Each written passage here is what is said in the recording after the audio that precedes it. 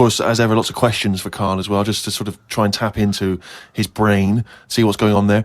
Question from Jade. Karl, what would you change if you were in charge of what kids are taught in school? Right, you know, because, I mean, your school experience was a bit iffy. You got very bored, didn't you? You got very disillusioned by school. Yeah. What I'd do, right, is instead of sort of teaching kids about 2 and 2 and that, she's 4, right? Well done. Show off. I think they should be asked more questions that make them think rather than something that has just got an answer. I totally agree. Right? So, teaching them the quest for knowledge, inflaming their imagination. But just freaking them out a bit as well. Just going like... See, I knew that's where it was going. Because as soon as you started talking, Rick, I was thinking you're thinking some of the big existential or philosophical questions. You know, what does it mean to be human? What does it mean to interact with other humans? To be a human. Or teaching them sort of like philosophy on a basic level, that, you know, teaching them the love for learning. So, you know, get them back to a roots level so they want to learn and then they will learn, as opposed to just teaching them facts. Whereas... He was thinking, freak them out a bit. Yeah. No, just like, you know, like I read the other day, and someone sent it in on email, like how there's a dishwasher that's been found on Mars. Rubbish. Whoa, what? But it's not true. So tell them that. But it's not true. Go home and write about it. How did that happen? But it didn't happen. Well, it did happen. It was in a science magazine. No, it didn't happen. There's not a dishwasher on Mars. Why not? Because... What do you mean, why not? How did it get there? But we're always sending, like, rubbish out there and that. It's like... Not dishwashers. What, you think the council take it away and they go, where can we put it? Well, the tip's full. Well, where's the nearest thing we can dump this? Mars, I imagine. No, but the same way that fella who, I don't know, was it 2 Christmases ago, when he was messing about saying I can get stuff to Mars and all that, he did it wrong because he did it on, like, Boxing Day, and I just think nobody's concentrating. No one wants to work on that day. It's kind of like, do you know what I mean? They're going to do stuff sort of half-arsed, aren't they, on Boxing Day? So... it didn't really get there, I don't think, but it crash-landed. What are you talking about? What was he trying to do? He was sending something up to Mars. Yeah, that little fella that wanted to get something on Mars, and it got... globe, you mean? And it didn't open properly. Yeah. It got there, didn't open But the thing is, it got there, it didn't open properly. No one's been back to pick it up. And what I'm saying is, we're saying about going to Mars as our next planet. It's a tip. There's loads of stuff that's been flirted up there. No, it's not. What are you talking about? It's just all, like, that probe thing is still there, rotting away. Yeah. So... ipso facto, there is a dishwasher on Mars. We've settled that. Why would they have a dishwasher on Mars? Would they take the dishwasher up in the space shuttle in case they had dinner parties? What are you talking about? I just think they would have a little dishwasher in there. There's a lot of them, tight space. You don't want to, but who's going to do that? You know, that means... Do you know how much fuel it takes to move a kilogram out of the Earth's atmosphere? So they're going to take up a dishwasher, are they? Sorry, but what are they cooking up there, Karl? How many people does it take to fly a rocket? How many people? Tell me how many people. Well, it's either one monkey with a banana shoot that feeds it, or probably 2 or 3 humans. Right, say it's 3 humans. Yeah. Now, there's 3 humans, because they need one to steer it. One to stop at the petrol station to get more... What I'm saying is, if you're going to start having a sink, then whoever's washing up... They haven't got a sink. I know, because they've got a dishwasher. He's got you there. But anyway, I'm not going to go into that, but all I'm saying is teach kids things about... Say to them, right, when you go home tonight, there was dinosaurs knocking about ages ago. How would you have lived with them? Get on with it. See you later. Well, they didn't. I've told you this before. You got a lot of your information from the Flintstones and 1 million years BC with Raquel Welch. There weren't dinosaurs knocking around where there were little fellas knocking around in furry pants. No, but just sort of saying to them, all right, then, here's a different question. Go on then. Would it be better to have dinosaurs knocking about now whilst we're here? Because I put that in my diary the other day, that when you think about it, there's a population problem. Yeah. There's too many of us. Yeah. We're saving people all the time. No one's allowed to get injured anymore. You've got to, wear a helmet when you're on a bike. There's speed bumps to slow people down. Zebra crossing.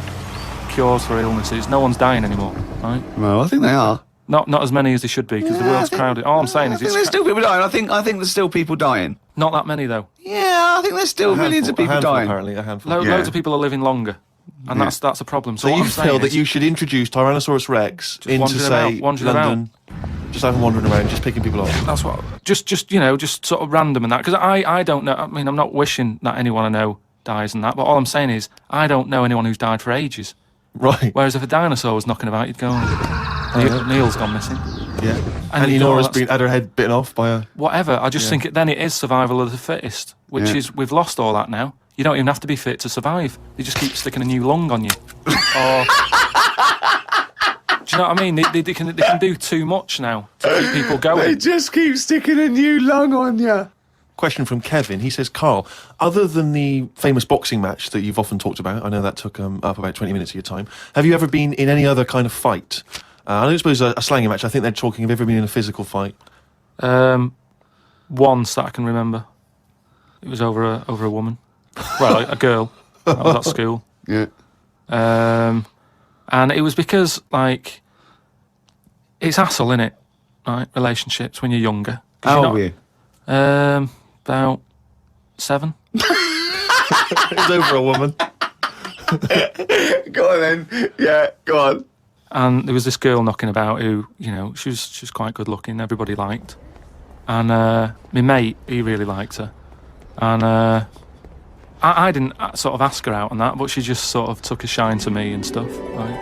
And didn't really go out with her properly. It's at that age where going out with someone is just like sort of going, all right, in the morning, do you know what I mean? You just sort of nod your head. Yeah. And that. Anyway, there was some sort of school disco. And they were playing Spin the Bottle or something. Right? And I sort of wandered over to see what was going on. And I stood on this girl's dress and put a hole in it. And she started crying. I was like, oh, I can't be doing with this. Right? You know, what's up with you? It's a hole, what's up with you? And everyone's going, Carl, what are you doing? That's meant to be your girlfriend and that. You should be sort of saying, oh, I'm sorry, and giving her a hug and all that, and saying it'll be all right, we'll sort the dress out. I said, oh, I can't be dealing with this. Right? So she's crying her eyes out. I said, it's over. Right? Oh, it's over, you saying, all right, in the morning. Yeah. No more of that. Yeah, there's no more. Right. In the morning. So I go to the toilet, right? And this lad who fancies her comes in and goes, you're out of order, you know. I'm saying, what are you on about? Sorry, there's 2 7-year-olds. Yeah. You're out of order. Keep out. Yeah. Cut it out. Show her a bit of bloody respect. Sorry, were you wearing trilbies? Yeah. He put his cigarette out in the sink and he just said, leave it. Get out of my face. So I just sort of said, look, why are you getting involved and all that? Yeah. 2 7-year-olds. Yeah. Why are you getting involved? And it was obviously like, because, you know, he fancied her and that. We had a bit of a fight in there. Yeah. I accidentally, you know, sort of chipped his tooth on a sink. Wow, is it like a proper... Sorry, this is like someone from Lock, Stock and Two Smoking Barrels. Yeah. What are you talking about? 2 7-year-olds in a toilet. So you put a hole in her dress. I don't know how that... What were you wearing, football boots? How did you make a hole in her dress? I don't know, it was like that sort of material. You were like, wearing winkle pickers. like crepe, you know what I mean? It was like a crepe dress or something. Yeah. Right. And that got a hole in it. So you're having and when you say you're having a fight, I mean, are you wrestling with it? You got arm locks and a little head bit of locks? wrestling and shoving about and that, and it was an accident. I didn't sort of go, right, I'm going to break your teeth or anything. It's just that I happened to push his head down, and his tooth hit the sink, Right. and it chipped and what have you.